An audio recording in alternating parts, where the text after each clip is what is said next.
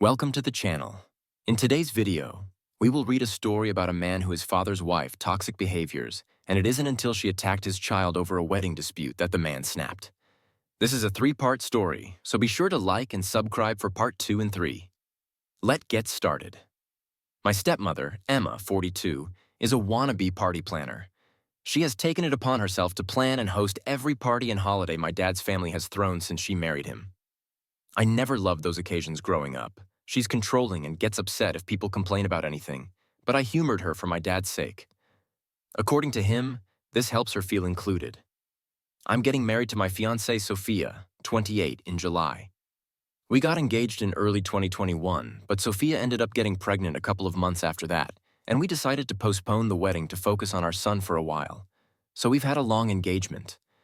My stepmother has tried to hijack our wedding plans from day one, complaining, contacting our planner, showing up unannounced to Sophia's dress appointments, etc. We have repeatedly asked her to stop. Dad wants us to humor her, but she's clearly resentful of the fact that she's not hosting the wedding or being labeled mother of the groom in invitations. Besides our baby boy, we also have Ethan, 4, Sophia's paternal half-brother. She got custody of him a few months into our relationship after his parents died.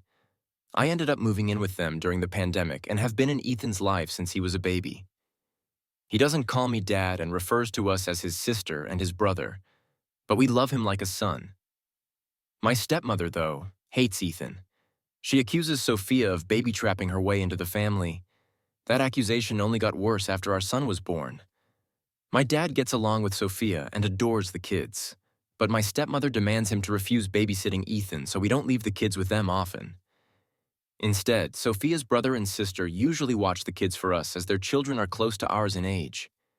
We had a thing last Sunday, and my dad was out of town with his family.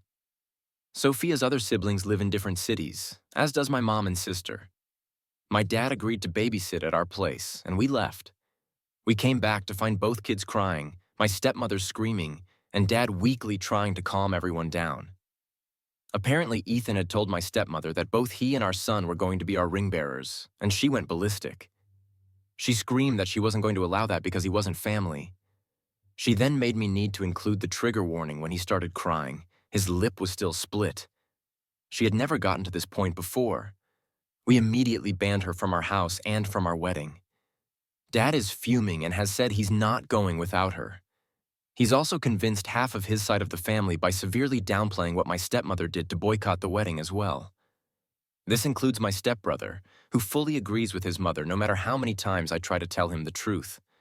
Sophia and I are refusing to budge, but many of my cousins who aren't coming anymore are asking us to reconsider. Pretty much all of Sophia's family agrees with us, but one of her aunts has suggested that maybe my stepmother is acting out because she doesn't feel welcomed by my family. I've honestly had it with my family enabling her behavior. I love my dad and really want him at my wedding, but I'm more than willing to go no contact if it means protecting my family. Edit. I think I accidentally deleted the paragraph where I mentioned this, but we did press charges. We took Ethan to the pediatrician the next day and gathered every piece of evidence we had. Not only did we have pictures of Ethan's face, but by some miraculous stroke of luck, we also had nanny cam footage. Some commenters were right to assume that my stepmother hadn't been invited to our house. But my dad hasn't really gone anywhere without her in years, so we took precautions. We didn't expect her to actually do anything this awful, but we've never trusted her with the kids. The physical attack happened off camera, but there is some footage of her screaming and Ethan crying before and after the event. She now has a child abuse charge on her record. We wouldn't let her get away with this. Edit. There is a lot of additional info I want to add. I'll try to respond to at least some of the comments. I did not expect the amount I've gotten so far, but all I'll add for now is that Ethan is okay. The visit to the pediatrician happened the day after. He already had a counselor. Sophia was pretty traumatized when her dad and stepmother died and was worried it would rub off on him, and we continue his treatment. We've been hugging and pampering him a little more than usual. He's still upset, but is already doing much better.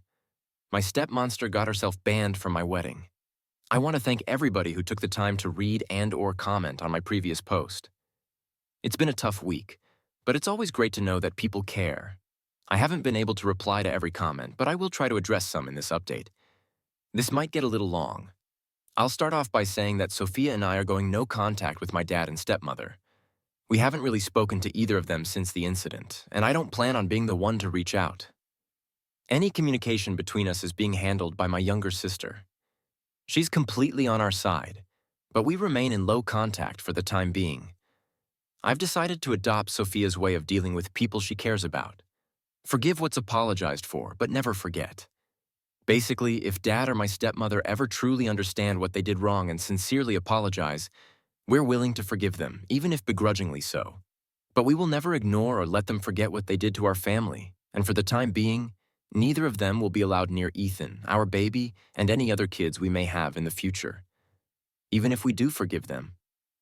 As for the rest of my family, I read a lot of comments suggesting that I post pictures of Ethan's face as well as the nanny cam footage.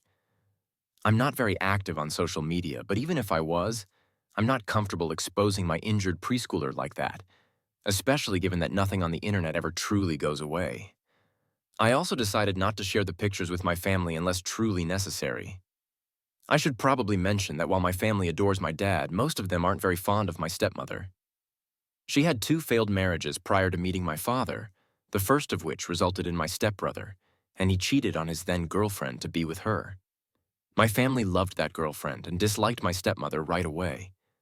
Not only has she been controlling and manipulative since the beginning, she's also tried to force her way into the family matriarch role by any means possible. Taking over planning duties for every family event was her favorite way to do it because of all the attention and compliments that come with it. The main reason why I hated these parties growing up was because she'd always find a way to make everything about her, including Christmas and mine and my sister's birthdays. The rest of the family felt neutral about it, but they never liked her. That's the end of part 1 of this story. What do you think of the story so far? And I will see you in the next video.